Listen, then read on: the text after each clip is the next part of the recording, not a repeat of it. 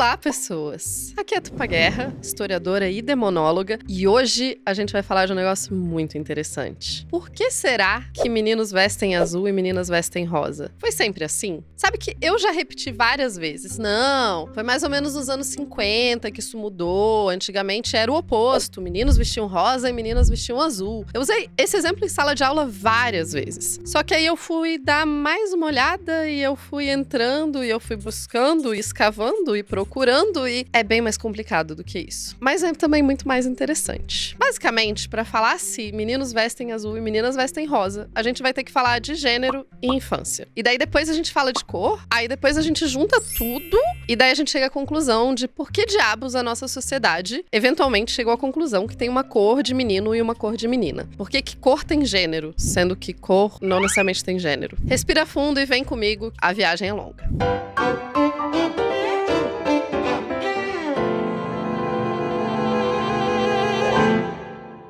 Gênero. É uma palavra meio assustadora, as pessoas ficam meio agoniadas, né? O que eu estou querendo com gênero? Eu estou querendo doutrinar as suas crianças? Eu estou querendo roubar e mudar a certidão de nascimento de todo mundo? Não, não é isso. Por que a gente estuda gênero na história? Por que historiadores se preocupam em estudar como que homens, mulheres e outras identidades existiram na história? Eu acho que o negócio que a gente precisa deixar muito claro é que o passado é muito diferente do presente. O passado não é a gente com outra roupa. O que significa que tudo que a gente entende hoje em dia era diferente em outro momento. A própria ideia de ser mulher, ser homem e quais são os nossos papéis sociais.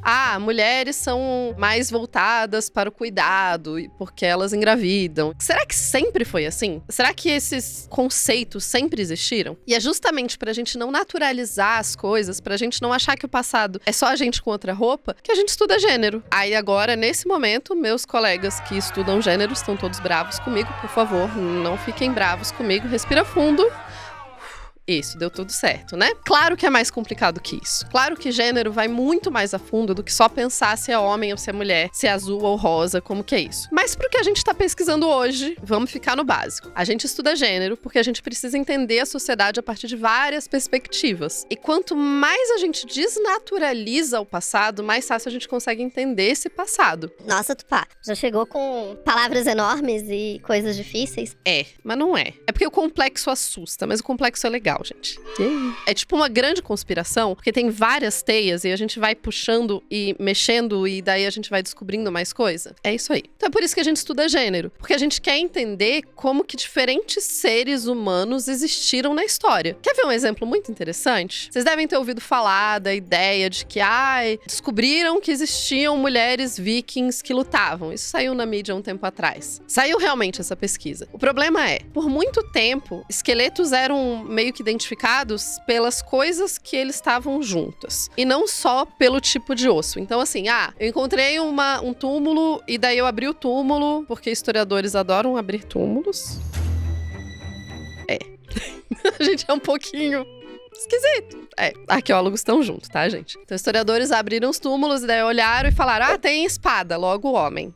Tem agulha, logo mulher. Só que, depois de um tempo, mais ou menos em 2010, algumas pesquisadoras falaram, gente, esses ossos aqui não necessariamente. Daí a gente foi olhar de novo e falou, olha, tem mulheres com espada, tem homens com... E daí a gente chegou à conclusão que talvez as coisas não sejam tão certinhas assim. Talvez essas linhas que a gente acha que são normais hoje, não tenham sido sempre super certinhas e da mesma forma de hoje. A ideia de cores tá mais ou menos nessa ideia. Quer ver uma coisa mais impressionante ainda? Em 2023 saiu um artigo, tem até uma correção de 2024 que não muda as conclusões gerais, questionando a ideia de que as sociedades de 10 mil anos atrás, de 20 mil anos atrás, de que naturalmente os homens são caçadores e naturalmente as mulheres são coletoras. Essa ideia faz parte de interpretações muito do século XIX, e daí teve uma equipe de cientistas que decidiu questionar e falar, gente, será que essa ideia é baseada em evidências ou essa ideia é baseada no que a gente acha que o passado deveria ser? Tá vendo a diferença? Uma coisa é a gente olhar para o passado e procurar o que a gente quer encontrar, outra coisa é a gente tentar olhar para a evidência e olhar o que ela vai dizer. Esse artigo, de 2023, questiona e diz que, na real, em várias sociedades antigas, homens também coletavam e mulheres também caçavam, e que isso não é uma regra do jeito que a gente achava que era. Se nem isso é uma regra do jeito que a gente achava, significa que não existe um papel natural de gênero para humanos. Quer dizer que o gênero, ele é uma construção biológica e social. Ele não é uma construção só biológica. E daí isso vai mudar bastante o jeito que a gente entende o passado. O que significa que azul e rosa não necessariamente sempre foram cores de uma coisa ou de outra. Esse é o ponto número 1. Lembra que eu falei? Gênero, infância, cores. Se nem sempre foi do jeito que é, então a gente pode questionar o que é uma masculinidade clássica, uma feminilidade clássica. Eu adoro aqueles vídeos de... A gente precisa resgatar a masculinidade. Eu falo isso, vamos colocar os homens em meia calça e salto, como eles deveriam ser. Ou vamos deixar os homens todos de roupas bordadas e cor de rosa, porque é isso que é masculino. Varia, gente, varia. Na Idade Média, na Inglaterra, tem toda uma treta monstruosa, porque esses homens estão usando sapatos muito pontudos. Seria isso masculino? Pois é, né? Você tá aí achando sapato pontudo pode ser um sintoma, né? Enfim. Então, a ideia de masculino e feminino é uma ideia que se altera ao longo do tempo. Para a surpresa de todos, os conceitos da nossa existência são historicamente informados. Todos eles. Sempre. Infância. Se os conceitos são historicamente informados, a infância também é historicamente informada. A lógica é a mesma. Eu aprendi na universidade, né, esse lugar mágico onde a gente aprende coisas, que o conceito de infância nem sempre existiu. Por que eu aprendi isso? Existe um historiador chamado Philippe Arrier, existiu, ele já morreu, mas ele era um francês e ele estudou muito temas de infância e de morte. Li muita coisa dele. E ele tentou entender, então, como que a infância existiu no mundo. E a principal teoria dele é que a infância como a gente conhece é uma invenção da modernidade. Modernidade parece que é tipo nos últimos 20 anos. Não. Modernidade é um termo historiográfico que serve para se referir ao período pós-Idade Média. Então, tudo depois da Idade Média seria a modernidade, 1500 e tal. É a mesma época da Inquisição. Então, a infância seria uma invenção desse período da história. Aí você pensa, pô, mas peraí. Ele tá dizendo, então, que antes de 1500 as pessoas não percebiam que nenéns eram nenéns? Elas achavam que nenéns eram qualquer coisa? Não, né, gente? Calma. Existia a ideia de criança. Acontece que a ideia de criança era diferente da ideia de criança de hoje. Hoje a gente define, tipo, bebê, primeira infância, segunda infância, adolescência. E, historicamente, não parece que as pessoas dividiam assim. O Philippe Arrier, ele vai estudar e ele vai olhar quadros, textos e etc. E ele vai perceber que durante a Idade Média, a Idade Antiga, não se tinha muito texto falando assim, então, quando a criança tá em tal idade, a gente deve cuidar dela. Não tinha isso. Na verdade, se fala muito pouco de criança, especialmente criança pequena. E daí a gente tem que lembrar um detalhe macabro: mortalidade infantil. A mortalidade infantil era muito alta. Se a mortalidade infantil é muito alta, a gente precisa desenvolver formas de lidar com essas mortes. E não quer dizer que as pessoas não sofriam com a morte e a perda dos seus filhos. Mas uma das formas de se lidar com essas mortes era o fato de lembrar que crianças morrem, né? Então, criança era considerado uma coisa meio frágil mesmo. Então, existia uma idade em que o ser era meio frágil. Uma das formas que as sociedades pareciam dividir entre infância e adulto era entre a época em que não fala direito e daí depois tem um período que fala direito. Aí, quando fala direito, passa a ser adulto. Seria uma diferença mais ou menos ali entre o nascimento e os 7 anos e depois, enfim, cresceria e tal. A teoria do Philippe Arrier é contestada, porque historiadores brigam. Parece brigam, né? Não, a gente não entra na... Talvez a gente... A média dos historiadores não cai na porrada no dia a dia. A gente briga academicamente, a gente escreve artigo. Vários outros historiadores questionaram a ideia do Philippe Arrier e disseram não. Existiam sim cuidados com a infância, existia sim uma forma de olhar a infância em outros períodos. Só que nem sempre se anotava isso. O fato é, a diferenciação entre muitos tempos de infância nem sempre existiu no mundo. E no Brasil, né? A gente sabe muito de Europa, eu tô aqui citando o historiador francês e tal, mas e o Brasil é diferente? Claro que o Brasil é um pouco diferente. A gente vai ter mais informação sobre o Brasil a partir da invasão dos portugueses. Tupá, não dá pra saber nada diante... Dá pra saber um monte de coisa diante dos portugueses, gente. Inclusive, tem mais estudos que estão sendo feitos nesse momento sobre isso. Nesse momento que eu estou falando com vocês, tem estudos sendo feitos. Acontece que a gente tem muito mais informação a partir do momento que os portugueses chegam, porque eles escreviam. E daí isso facilita a nossa vida como historiador. Isso também traz um problema claro, que é os portugueses vão escrever da perspectiva deles, o que significa que não vai dar pra saber exatamente como que as pessoas que moravam aqui escreviam. Se bem que a gente tem também escritos dos indígenas, então isso é outra história. Até onde a gente sabe, pelas descrições dos missionários, especialmente os jesuítas, o principal grupo que vai cuidar da educação no Brasil, mais ou menos de 1500, da época da invasão, até 1778, eu acho, quando o Marquês de Pombal expulsa os jesuítas do Brasil. Eu não sou a melhor pessoa com datas, eu posso estar enganada, então, né?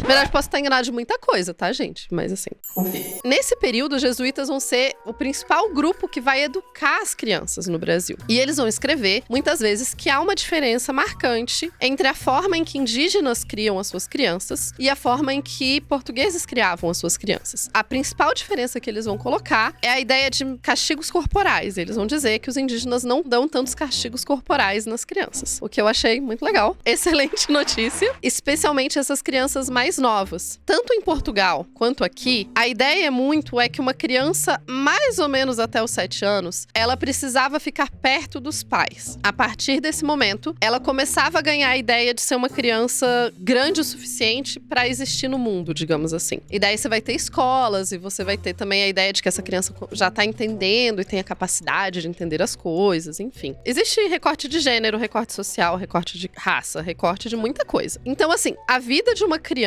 rica era muito diferente da vida de uma criança pobre. Mas alguns marcos eram mais ou menos semelhantes. Então, a ideia de que a criança precisava ficar com os pais até os 7 anos era mais ou menos semelhante. O que vai ser muito diferente depois é como que essa criança vai ser tratada. A gente sabe que várias crianças foram trazidas de Portugal para o Brasil, sequestradas. E eu não tô falando só de crianças que vieram escravizadas. Pelos registros dos navios negreiros, existiam muito poucas crianças que faziam essa travessia comparado com o número total de pessoas. Isso vai variar de períodos em períodos, mas o número de crianças em geral é menor, até porque crianças eram mais frágeis para sobreviver à travessia. E as crianças portuguesas que vinham, especialmente crianças órfãs, eram colocadas nos navios. Meninos a partir de 8, 9 anos eram colocados para trabalhar nos navios, faziam o mesmo trabalho de adulto, mas ao mesmo tempo eles não eram considerados adultos o suficiente. Então eles basicamente eram mais explorados. E eles vinham trabalhando nos navios e depois, em geral, eles acabavam sendo já treinados para serem marinheiros. Já as meninas, tanto as meninas que eram órfãs de pai,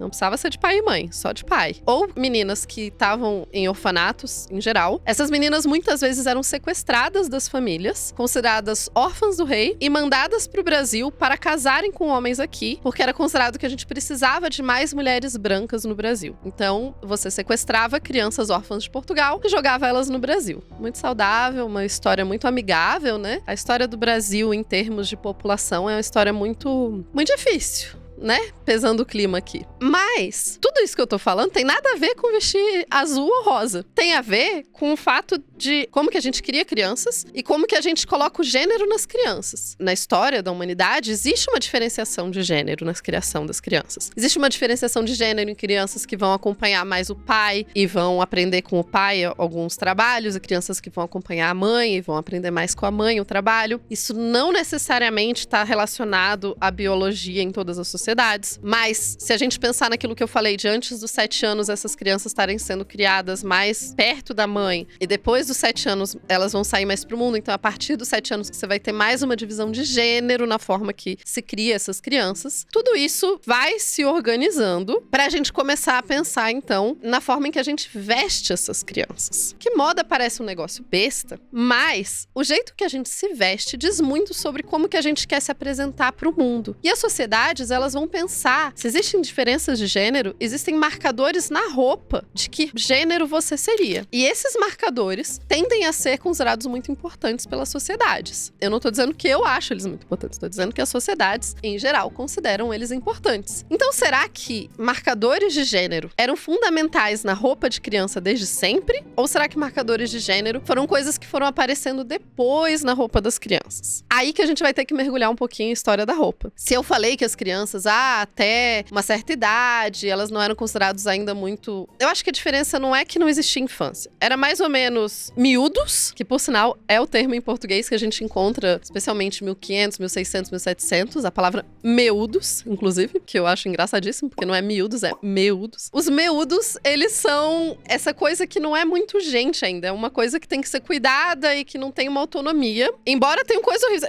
Eu trouxe aqui uma passagem que eu achei muito impressionante, falando que você deve falar pros meudos? Em fazer com que os mínimos, que são os meudos, né? Que criam, pronunciem primeiro que tudo os santíssimos nomes de Jesus e Maria. Então, quando a criança é pequena, a primeira coisa que você deve ensinar, a primeira palavra pra criança, isso daqui no Brasil, era Jesus e Maria, não papai e mamãe. Depois de levantados é no caso eles andarem. Quando tiverem algum conhecimento, os mandem beijar o chão e que, prostrados por terra, lembrem do inferno onde vão parar as crianças que fazem obras más e lhe expliquem o horror do fogo do inferno. Achei muito amigável essa forma de criação de crianças, né? A gente já educa as crianças para pensar no Fogo do inferno. Existia essa educação católica, claro, e existia uma educação de gênero, mas quando a criança era menorzinha, quando era um bebê, essa educação de gênero não acontecia muito. A gente sabe que as roupas de bebês, elas eram meio roupa de neném, não tinha uma diferença. Até por um motivo muito claro, tá, gente? Se a gente pensar em roupas de 1600, 1700, a roupa de mulher é saia, normalmente. E homens começam a usar calças com botões. Eu não sei se vocês já conviveram com nenéns. Eles não vão te avisar que eles precisam ir no banheiro. E mesmo quando eles estão começando a aprender a ir no banheiro, às vezes tem acidentes. E se o seu neném tá com uma calça cheia de botões, vai ser mais difícil. Então, por isso, era comum que os meninos usassem saia até uma certa idade. Até uns 4, 5 anos, que era quando os meninos começavam a vestir calças. E daí, inclusive, no século XIX, vai ter toda uma história, tipo, nossa, o dia em que os meninos começam a usar calças, porque a partir daí ele é, tipo, considerado um ser maior, né? Ele é, tipo, grande agora. Ele é uma pessoa de calças. Acho muito bonitinho que a gente encontra no século XIX umas fotos que as mães faziam do menino de saia e de calça, tipo, pra celebrar o dia que a criança começou a usar calças. Então, se existe uma criação de gênero, mas nenéns ainda não estão tão diferenciados em gênero e tal, como que a gente começou a associar e achar que é necessário colocar marcador de gênero em neném? Pra estudar a parte do gênero em neném, eu fui atrás das cores, porque eu queria entender o azul e o rosa. Só que aí, é claro, como eu falei pra vocês, eu fui escavando, né? É como se você estivesse numa floresta e você sabe que você quer chegar lá, mas aí tem vários caminhos no processo e daí você fala, olha essa árvore aqui, nossa, aquela fruta ali parece uma delícia. É assim. É assim que eu funciono quando eu tô pesquisando. Aí eu fui lá, falei, vou estudar as cores. Aí eu comecei a estudar as cores, aí eu descobri que a cor rosa, ela era chamada rosa em várias outras línguas além do português. E daí depois, em algum momento, ela parou de ser usada a palavra rosa, que é associada com a flor rosa. Por exemplo, em inglês, ela era chamada rose. E daí, depois de um tempo, ela passou a ser chamada pink.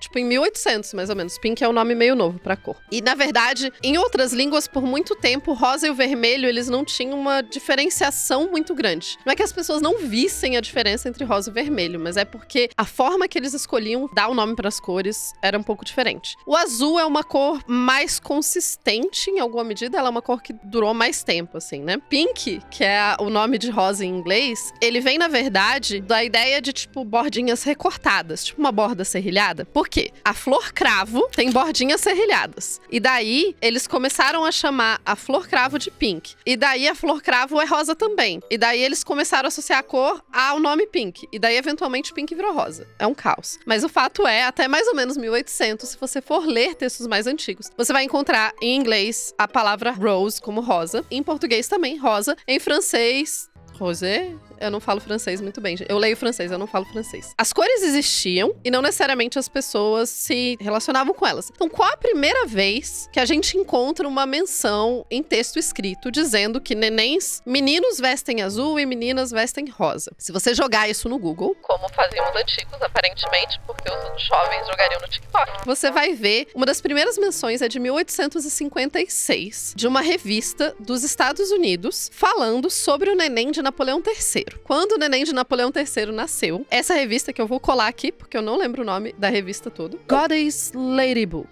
Os livros das senhoras de Godey. Godey.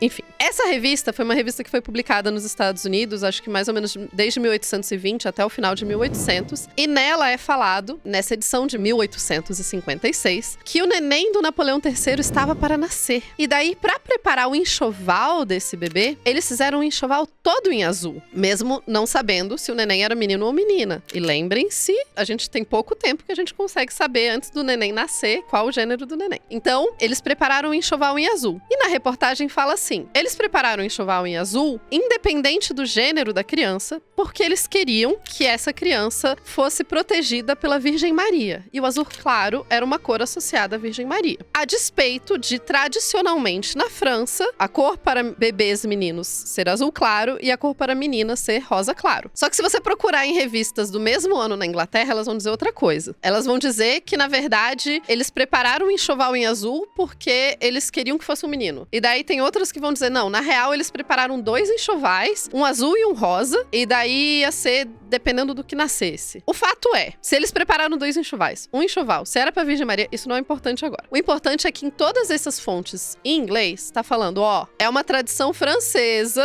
esse Paranauê de colocar azul pra menino e rosa pra menina. Então a gente vai, a partir daí, nas fontes francesas. E daí se a gente pegar a Revue de Paris, né, a revista de Paris, de 1857, ou seja, um ano depois dessa outra reportagem que eu tava falando, vai dizer que uma viajante francesa foi para os Países Baixos e lá nos Países Baixos, na Holanda, ela viu que as pessoas colocavam nas portas das casas uma fita azul para meninos e rosa para meninas para anunciar o nascimento do neném. E que isso era uma tradição que os espanhóis trouxeram. É muito bom, porque a gente começou nos Estados Unidos, a gente foi para Inglaterra e falaram que era a França. E os franceses estão falando que são os holandeses e os holandeses estão falando que é uma tradição espanhola. Aí você procura outros textos antigos que vão falar sobre uma tradição holandesa de colocar coisas na porta para anunciar o nascimento de um neném. E daí você tem vários outros viajantes ingleses que vão falar sobre essa tradição aí. Um negocinho na porta, uma renda, um bordado, uma almofadinha, um sino, enfim, tem uma variedade de descrições para avisar que é um neném que nasceu. E eles colocam vermelho para meninos. Não, eles colocam rosa para meninos. Não, eles colocam branco para meninas. Não, eles colocam branco e vermelho para meninas. E daí eles colocam rosa para meninos. Enfim, deu pra ver que a ideia é mista. Cada um tá falando uma coisa diferente. Então, o que a gente tem que fazer agora? A gente tem que ir pra Holanda. Não, mentira, a gente não vai pra Holanda. Seria muito legal. Mas a gente tem que procurar nos textos holandeses se existe alguma prática holandesa de colocar coisas na porta pra anunciar a chegada de um neném e se essa prática estava associada com cores. E daí, na Holanda, a gente descobre que existe sim, nos Países Baixos, existia uma tradição de se colocar alguma coisa na porta. Essa tradição, na verdade, tem um nome, que eu treinei várias vezes e eu claramente já esqueci como fala. E daí eu vou ter que olhar de novo como que fala, porque é um nome gigante. Vamos lá. Peraí.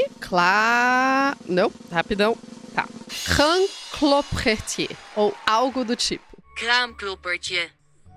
A tradução disso pro português, de acordo com o Google, que é claramente a pessoa que sabe fazer isso, é aldrava de parada. Vocês sabem o que é uma aldrava de parada? Eu também não faço a mais remota ideia do que seja uma aldrava de parada. Mas, caso você esteja confuso, é um cranclopertier. Se vocês jogarem esta pequena palavra no Google, vocês vão encontrar exemplares em museu e informações sobre isso. O que era? Existia uma tradição em algumas cidades dos Países Baixos, não era em todas as cidades, que quando um neném nascia, os pais colocavam na porta da casa um quadradinho de renda com um fundo vermelho, então era uma renda branca com um fundo vermelho, para anunciar que tinha nascido um nenê. A princípio, neném, não tinha necessariamente uma divisão de gênero. Existem também algumas coisas que vão dizer que quando era uma menina, eles colocavam metade do fundo branco e metade vermelho. Então, para o menino seria um fundo todo vermelho e para uma menina metade branco, metade vermelho. Já deu para entender por que pessoas que só passavam pelo lugar achavam que era, sei lá, qualquer coisa, por isso que confundiam qual era a cor que era pra menino, qual que era pra menina, enfim. Essa tradição, ela tem uma outra questão interessante. Não era só pra avisar as pessoas, tipo, ó, nasceu o neném, tá todo mundo bem, mas era também pra meio que criar uma interdição na casa. Quando as pessoas colocavam isso, não era pra ninguém visitar aquela casa, porque tinha um neném recém-nascido. E quando é pra ninguém visitar, é ninguém. Inclusive, não se podiam cobrar dívidas daquela casa nesse período, o que é muito interessante. Não podia bater ninguém na porta, nem você que tá cobrando dívidas. E daí, claro que eventualmente vai precisar ser feito um pouco de legislação sobre o fato que o pessoal começava a usar por mais tempo do que devia, né? Assim, tipo, olha, não, tem o neném aqui, ninguém pode cobrar dívida. E o pessoal usava isso pra fugir de dívidas. E daí eles começam a dizer qual o período que você poderia usar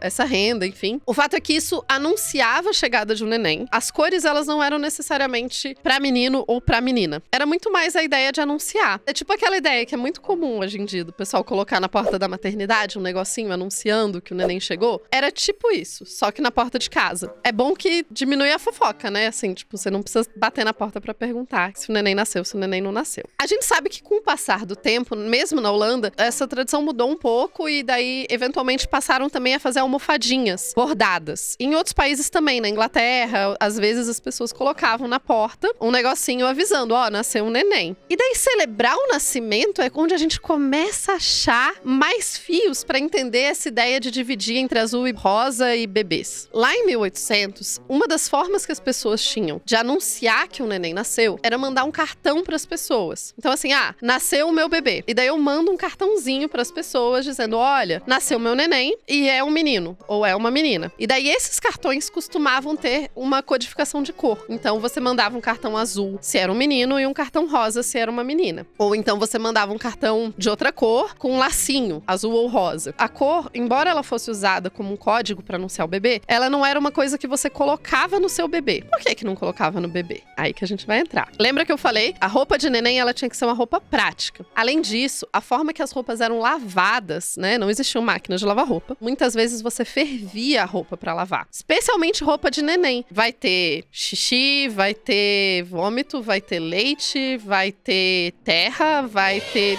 todas essas coisas, porque é neném. E até uns 2, 3 anos, essa roupa ainda vai ser uma roupa que suja muito. Então, por ser uma roupa que suja muito, era muito mais prático que essa roupa fosse uma roupa branca, porque uma roupa branca era mais fácil de lavar. Aí você fala, Pá, eu não acho roupa branca fácil de lavar. Roupa branca fica encardida. pois é, mas é que você não lava a roupa do jeito que o pessoal lavava em 1800. Ela era lavada com roupa quente, ela era fervida, e daí só depois que ela era estendida. Então, esse processo de ferver a roupa é muito mais fácil quando a sua roupa é branca. Porque quando a sua roupa é colorida, ela desbota. E esse é um problema sério. Você não ia querer comprar uma roupa de neném pro seu neném usar no dia a dia, que você ia ferver e ela ia desbotar super rápido. Então, era mais prático usar roupas brancas em nenéns. Além disso, as roupas de neném, elas não tinham gênero. Elas eram roupa de neném. Era basicamente um vestidinho, gente. Todos os nenéns usavam vestidinhos. Inclusive, se vocês pesquisarem imagens, assim, de presidentes dos Estados Unidos, em 1800 e tanto, nenéns, eles estão de vestido. Se você pesquisar imagens do Diego Rivera, do pintor mexicano, o muralista mexicano, de vestido. Se você pesquisar imagens de bebês reais, quadros de nenéns reais, não dá pra gente saber pela roupa se é um menino ou uma menina. Não dá mesmo. Claro que tinha uma roupa especial de uma coisa ou outra, mas o dia a dia era uma roupa prática que não tinha gênero. E ela era branca. E tem uma outra questão. Durante os 1800, a gente começa a desenvolver mais novas tecnologias pra não desbotar roupa, pra fazer pigmento mesmo. Pigmento sintético, outros tipos de tecido e tal. E você fala, que bom, maravilha. Então vamos fazer roupa colorida pra neném. Então, vocês já ouviram falar que as pessoas colocavam arsênico na roupa verde? Isso aconteceu mesmo, tá? O verde que se usava, ele tinha arsênico, matava as pessoas. Na verdade, matava mesmo o pessoal que trabalhava na fábrica, mas teve todo um rolê. Por isso que a gente não lambe coisas verdes de 1800. Na verdade, eu acho que a gente não devia lamber nada de 1800, mas assim, coisas verdes em geral, evite lamber, porque ela pode ter arsênico. Não só o arsênico, mas vários outros químicos que eles estavam desenvolvendo pra pintar as roupas, eles eram perigosos. Então, meio que se indicava que não se colocasse roupa colorida em neném, e nem criança, porque a pele é muito mais delicada e você podia envenenar o seu neném ou sua criança. Lembrando, mortalidade infantil alta, você não quer matar o seu neném. Na verdade, você nunca quer matar o seu neném, mas assim, né? Você quer evitar. Então, ninguém colocava roupa azul ou rosa em criança nessa época, em neném especialmente. O que você fazia era mandar um cartãozinho dizendo,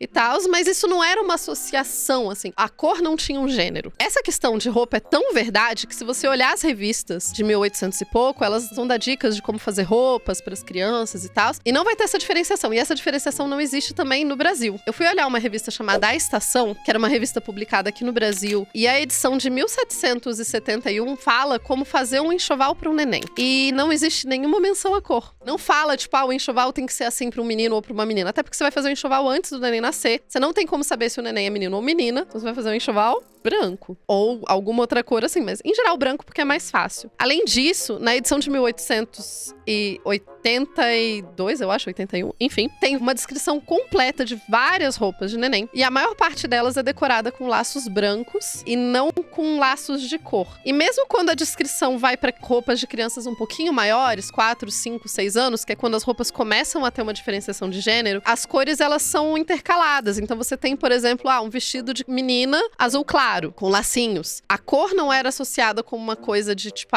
o azul ou o rosa faz ser menino ou faz ser menina. Passando um pouquinho pouquinho mais pra frente. Lá nos anos 20, a gente começa a ver catálogos de roupas coloridas pra neném, porque a tecnologia de cores evoluiu. E também é nos anos 20 que a gente tem uma das primeiras vezes que tem uma roupa com gênero pra crianças de 2 anos. Você vê que doido? Porque até mais ou menos 1920, 1930, ninguém pensava que era importante colocar roupa de gênero em neném. E daí você podia usar a cor que você gostasse pro seu neném. A gente sabe que nos anos 40, nos 50, a gente tem revistas e coisas falando como rosa é uma cor excelente pra meninos. Roupinhas de menino com rosa ou com azul ou com verde. Não tem uma diferenciação clara. Existe debate sobre qual a cor de menino e qual a cor de menina. Mas é tão debate que quando você procura nos jornais de época, sabe quando é ótimo, porque os jovens não vão saber. Antigamente, as pessoas escreviam pros jornais. Ao invés delas perguntarem no TikTok, elas escreviam cartas pro jornal. Existiam colunistas do jornal que respondiam cartas. E elas perguntam assim, quero fazer um presente pra um neném de uma amiga que é menino. Qual a cor que eu devo fazer? Eu tenho que fazer azul? Eu tenho que fazer rosa? Qual que é o apropriado? Houve até algumas pesquisas em lojas de departamento nos Estados Unidos pra saber qual a cor que as pessoas associavam com menino ou com menina. E lembra que nos cartões tinha essa associação, mas pra roupa não tinha. Então, se você visse um neném vestido de rosa, você não ia associar que era uma menina, você ia associar que era um neném. E daí você ia perguntar. O tempo foi passando, a evolução das cores facilitou o fato das pessoas agora poderem ter cores pra nenéns pequenos e não só pra nenéns maiores. E daí nos anos 50 começa a acontecer um negócio interessante. Porque é mais ou menos nos anos 50 que a gente começa a ter uma popularização da mídia colorida. Quem estiver me assistindo, quem estiver me ouvindo, não. Quem estiver me ouvindo não tá me ouvindo em colorido, eu acho. Se você for sinestésico, você tá me ouvindo em colorido. Mas, quem tá me assistindo tá me vendo em colorido. Então a gente usa mídia colorida. Com a mídia colorida, começou a ficar mais fácil as pessoas associarem cores com coisas. Isso não acontecia antes. E começou também, ao mesmo tempo, isso a gente tá falando dos anos 50, um reforço na ideia de que meninos precisavam crescer rápido, então eles precisavam ser hominhos rápido, e meninas deveriam ser infantilizadas por mais tempo. A ideia de uma infantilização feminina vem junto com a ideia, né, cores claras começam a ser associadas com nenéns e crianças. E o rosa começa a ser associado com mulher e com feminilidade. E isso tem a ver também com algumas celebridades. Isso tem a ver com a Marilyn Monroe. A Barbie, que vai ser uma boneca que vai estar sendo associada com rosa. Isso tem a ver com eletrodomésticos e a ideia de que a casa é o domínio feminino por excelência e a casa é colorida, porque agora a gente tem tecnologia pra fazer a casa colorida, e a casa é rosa, porque é de mulher. Tá vendo como a gente vai construindo a ideia de que o rosa é uma cor de mulher? Muito mais do que uma cor de menina. O rosa é uma cor de mulher. O rosa é uma cor feminina. O rosa é uma cor delicada, gentil. E daí, a gente pensa na simbologia das cores. Que a forma que a gente simboliza as cores tem muito a ver com a sensação e o sentimento que a gente dá pra se vestir, diz a pessoa de vermelho. Sim, eu adoro vermelho. Eu gostava muito de rosa. Eu fui uma menina que amava rosa. O vermelho é só uma mudança do meu gosto, a paixão que eu tinha por rosa. A ideia de associar as cores com alguma virtude ou com alguma característica não é nova. Se eu voltei lá na Idade Média pra falar,